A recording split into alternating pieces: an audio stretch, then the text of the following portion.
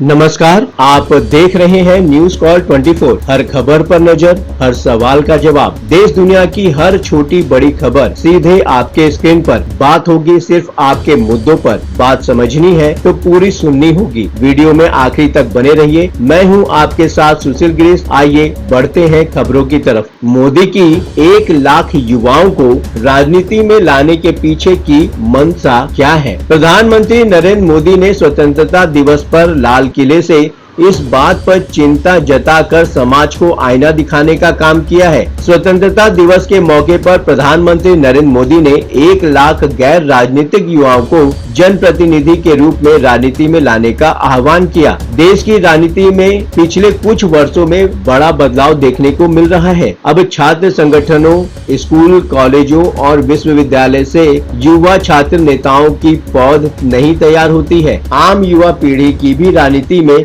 रुचि घटती जा रही है। यहाँ तक कि देश को आगे ले जाने के लिए होने वाली समसामयिक राजनीतिक चर्चाओं से भी यह दूर रहते हैं। प्रधानमंत्री नरेंद्र मोदी ने भी स्वतंत्रता दिवस पर लाल किले से इस बात पर चिंता जताकर समाज को आईना दिखाने का काम किया है। स्वतंत्रता दिवस के मौके पर प्रधानमंत्री नरेंद्र मोदी ने 1 लाख गैर राजनीतिक युवाओं को जन प्रतिनिधि के रूप में राजनीति में लाने का आह्वान किया। उनको लगता है कि ऐसा करने से जातिवाद और वंशवाद की राजनीति को खत्म करने में मदद मिलेगी। मोदी का यह कहना बिल्कुल सही है कि यह युवा अपनी पसंद की किसी भी पार्टी में शामिल हो सकते हैं। जरूरी नहीं है कि कोई एक ही पार्टी हो। पीएम मोदी को यह बात इसलिए कहना पड़ा क्योंकि आज का युवा राजनीति से विमुख हो रहा है। राजनीति के क्षेत्र में नए नवेले जनप्रतिनिधि आएंगे तो इससे निश्चित ही राजनीति का स्तर बढ़ेगा। वह लीग से हटकर राजनीति करेंगे। पीएम ने जो कहा है संभवतः देश की भी यही इच्छा है, क्योंकि वह भी परिवारवाद और वंशवाद की राजनीति से ऊब चुका है। यह वह युवा होंगे जिनकी कोई राजनीतिक पृष्ठभूमि नहीं होगी। उनके यानी कि युवाओं के माता पिता, भाई बहन, चाचा चाची, भतीजे कभी भी किसी भी पीढ़ी में राजनीति में नहीं रहे होंगे, तो ऐसे प्रतिभाशाली युवाओं की सोच भी अलग होगी। यह युवा चाहे पंचायत के लिए या फिर नगर पालिका, जिला परिषद या विधानसभा या लोकसभा के लिए चुनाव लड़े, इससे देश को ही फायदा होगा। सबसे बड़ी बात, इससे जातिवाद और वंशवाद की राजनीति से छुटकारा मिलेगा। मौजूदा दौर में बड़े बड़े राजनीतिक दलों के नेताओं का जैसा व्यवहार दिख रहा है, जिस तरह की भाषा का वह इस्तेमाल कर रहे हैं, उससे लगता नहीं कि यह नेता राष्ट्र के लिए सुचिंतित और परिपक्व भूमिका निभाने को तैयार है। चुनावी अभियान में तो भाषाई मर्यादाएं तार तार होती ही रहती हैं। लोकतंत्र के मंदिर में भी यही नजारा देखने को मिलता है। झूठ बोलना और जनता को बरगलाना, भड़काना तो राजनीति की एक जरूरत बन गया है। चुनाव प्रक्रिया में शामिल होने वाला राजनीतिक तंत्र जिस तरह चिंतन और सोच के स्तर पर निचले पायदान पर पहुंच गए हैं, उसकी वजह से यह मान लेने में कोई बुराई नहीं है कि राजनीति में अब सूचिता बेईमानी हो गई है। हमारे नेता यह मानने को तैयार ही नहीं है कि सियासी संग्राम में भाषाई परिपक्वता की कमी को अनदेखा करना चाहिए। लेकिन क्या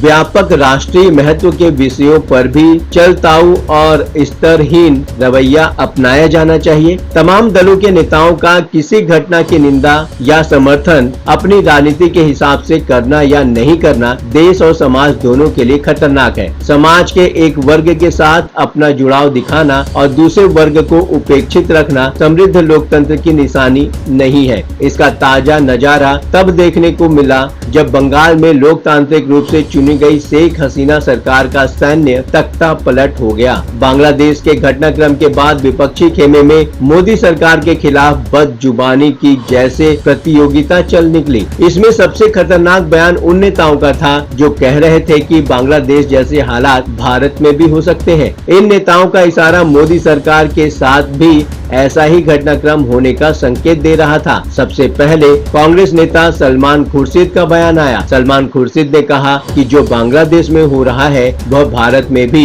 हो सकता है। सलमान खुर्शीद न सिर्फ खानदानी नेता है बल्कि विदेश मंत्री भी रह चुके हैं। इसलिए यह मानने में कोई हर्ज नहीं है कि उन्हें कूटनीति की समझ नहीं है। सलमान खुर्शीद के बयान को हल्के में नहीं लिया जा सकता। इसके बाद तो ऐसे बयानों की बाढ़ ही आ गई। सलमान एक तरह से देश की मौजूदा सरकार को बदलने के लिए बांग्लादेश जैसी अराजकता की राह सुझा रहे थे। वह भारत के मौजूदा सरकार विरोधी मानस को संदेश दे रहे थे कि इसे भी इसी तरह हटाया जा सकता है। याद कीजिए मणिशंकर अय्यर को। वह पाकिस्तान जाकर वहां के लोगों से मोदी को सत्ता से हटाने में सहयोग की मांग कर चुके हैं। सपा महासचिव राम गोपाल यादव ने जो बयान दिया वह भी राष्ट्र की सामूहिक भावना पर चोट करता है। उन्होंने कहा कि अपने तानाशाह को भी याद रखना चाहिए कि जनता ऐसा फैसला लेती है। आम आदमी पार्टी के नेता संजय सिंह ने तो यहाँ तक कहा कि जो तानाशाही करेगा उसे देश छोड़कर जाना होगा। मध्य प्रदेश कांग्रेस के नेता सज्जन सिंह वर्मा ने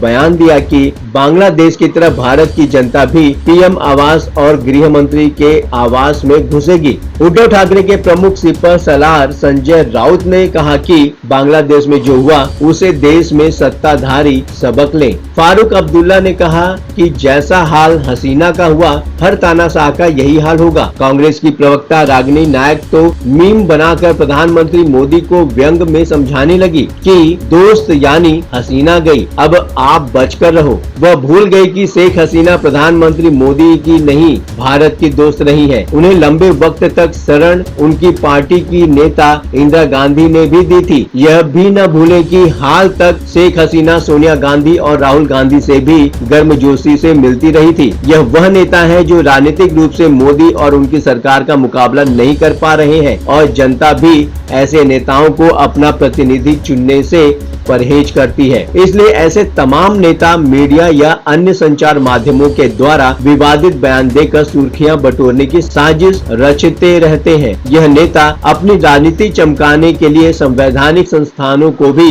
निशाने पर लेने से परहेज नहीं करते हैं। सबसे खतरनाक खेल यह चल रहा है कि यह लोग पहले तो सार्वजनिक रूप से विवादित बयान देते हैं और जब मानहानि के किसी केस में फंसते हैं तो चुपचाप माफी मांगकर अपना पल्ला झाड़ लेते हैं। अपने देश के उद्योगपतियों को नीचा दिखाना, चुनाव आयोग की प्रतिष्ठा धूमिल करना, देश में अव्यवस्था फैलाने वाली विदेश संस्थाओं के बयान और रिपोर्ट पर देश को बदनाम करना इनका एजेंडा बन गया है। यहाँ तक कि न्यायपालिका भी इनसे नहीं बची है। विपक्षी दलों का एक बड़ा धड़ा मोदी और अमित शाह को तानाशाह बताने का कोई मौका नहीं छोड़ता है। साथ ही उनके खिलाफ बदजुबानी करने का भी अवसर हाथ से जाने नहीं देता। सवाल उठता है कि लोकतांत्रिक तरीके से चुने गए किसी नेता को तानाशाह बताना सही है? फिर मंचों से खुलेआम उसकी कटु आलोचना हो, कई बार वह गाली में तब्दील हो जाए। ऐसा दुनिया में अब तक तो नहीं देखा गया कि तानाशाह की लानत मलामत की जाए,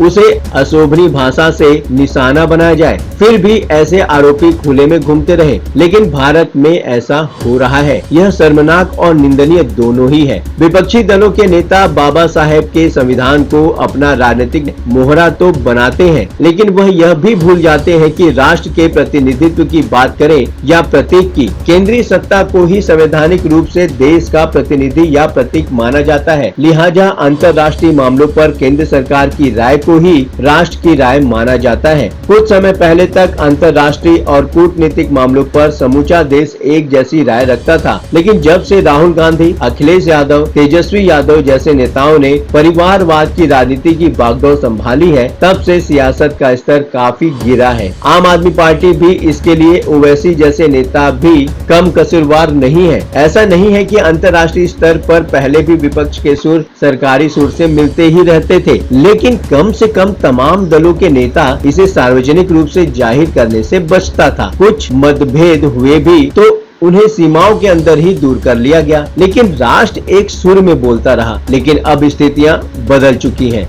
अब सवाल सही गलत का नहीं, विरोध के लिए विरोध करने का होता है। खैर, सत्ता पक्ष को भी इसके लिए क्लीन चिट नहीं दी जा सकती। इसके लिए किंचित दोषी सत्ता पक्ष भी है, क्योंकि अब वह विपक्ष की राय लेना ही उचित नहीं समझती है। होना तो यह चाहिए कि देश और लोकहित में राष्ट्रीय स्तर पर एक राय रखी जाए, अपने राष्ट्रीय प्रतीकों का सम्मान किया जाए। लेकिन अब तो जिम्मेदार लोग गालियां देने में संकोच नहीं कर रहे हैं। बांग्लादेश का मामला कोई पहला मौका नहीं नहीं है जब सियासत की ओर से स्तरहीन बयानबाजी की गई हो। इजरायल और हमास के आतंकवादियों के बीच जंग में भी यही देखा गया था, जब कट्टरपंथियों ने भी नहीं, कांग्रेस जैसी राजनीतिक पार्टियों ने भी इसे फिलिस्तीन से जोड़कर मुसलमानों पर अत्याचार बताना शुरू कर दिया था। याद करें कि विनेश फोगाट को अयोग्य ठहरा दिए जाने पर कैसे बचकाने बयान दिए गए थे। किस राज्य के खिलाड़ियों ने मेडल जीता, किसने नहीं, इसका विवाद खड़ा किया जाता है। हिंडनबर्ग की रिपोर्ट के आधार पर सेबी पर उंगली उठाई जाती है, अपने देश के उद्योगपतियों पर हमला बोला जाता है।